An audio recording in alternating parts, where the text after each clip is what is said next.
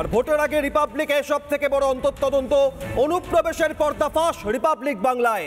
শহরের উপকণ্ঠে বাংলাদেশের রমরমা। শহরের উপকণ্ঠ নিউ টাউন যেন এক মিনি বাংলাদেশ। নিউ টাউনেই বসে শয়ে শয়ে বাংলাদেশি। বাংলাদেশ থেকে ভারতে এসে নিউ টাউনে বসবাস। খাস নিউ টাউনে অনুপ্রবেশকারী বাংলাদেশিদের রমরমা। বাংলাদেশ থেকে ভারতে এসে নিউ টাউনের আটঘরা বস্তিতে বসবাস। চোরা পথে টাকার বিনিময়ে ভারতে অনুপ্রবেশ, নথি ছাড়া বছরের পর বছর এ বাংলায় বাস। কেউ এসেছে 10 বছর আগে, কেউ 8 বছর আগে। নেই আধার কার্ড, নেই ভোটার কার্ড, নেই কোনো বৈধ নথি। শহরের উপকণ্ঠে নিউ টাউন যেন এক মিনি বাংলাদেশ।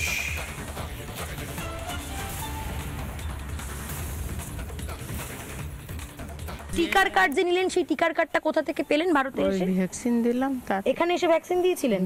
সেটা কে করিয়ে দিয়েছিল? কার মাধ্যমে কাজটা করিয়েছিল? মানে ওই জায়গায় ষষ্ঠীতলা চেয়ারম্যান, ষষ্ঠীতলার চেয়ারম্যান। সেই চেয়ারম্যানের নাম কি? কালুর ওখানে ওই ষষ্ঠীতলা হইল, ওখানটায় দিলাম।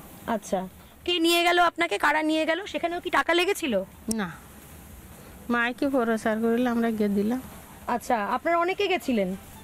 কারা কারা গেছিলেন? ওটা আমার খেয়াল নেই।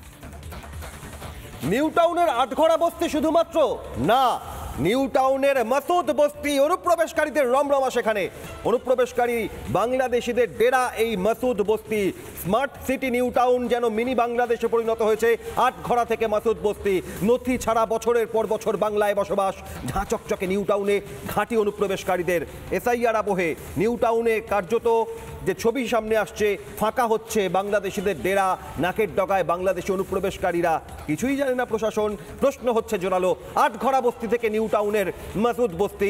শহরের উপকণ্ঠে অনুপ্রবেশকারীদের রমরমা।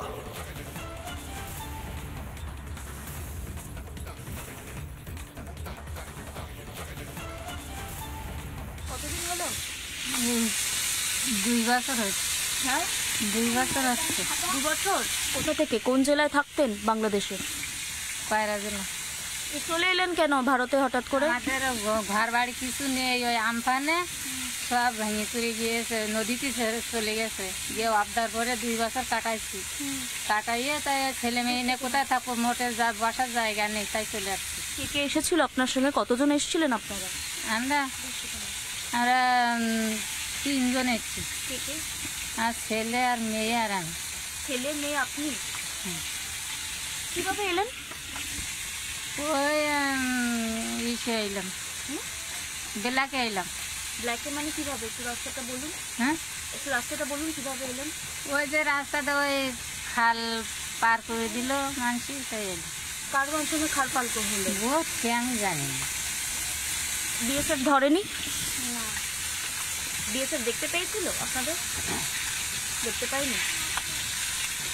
আরও অনেকে রয়েছেন, আমি তাদের সঙ্গে কথা বলবো। এখানে কতজন থাকেন? এখানে এই জায়গায়, এই বস্তিতে কতদিন তা থাকেন? আমি জানি না। আপনাদের এখানে কি সবাই বাংলাদেশ থেকে? এসআইআর হওয়ার পর কি আপনারা চলে যাবেন? এখন কি ভাবছেন? আমি অত কিছু জানি না। এখানে না থাকতে দিলে আমরা চলে যাব।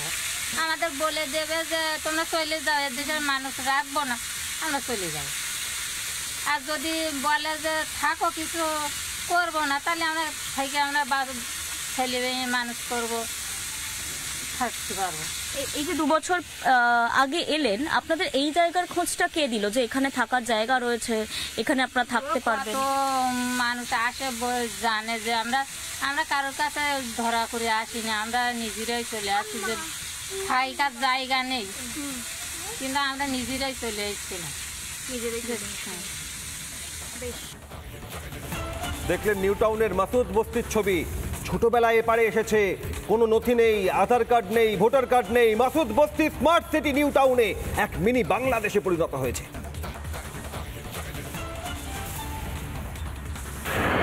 নানা ধরনের কন্টেন্ট দেখার জন্য লাইক করুন, শেয়ার করুন আমাদের ফেসবুক পেজ, সাবস্ক্রাইব করুন আমাদের ইউটিউব চ্যানেল। পাশাপাশি অন্যান্য ব্রেকিং নিউজের জন্য অবশ্যই চোখ রাখুন রিপাবলিক বাংলায়।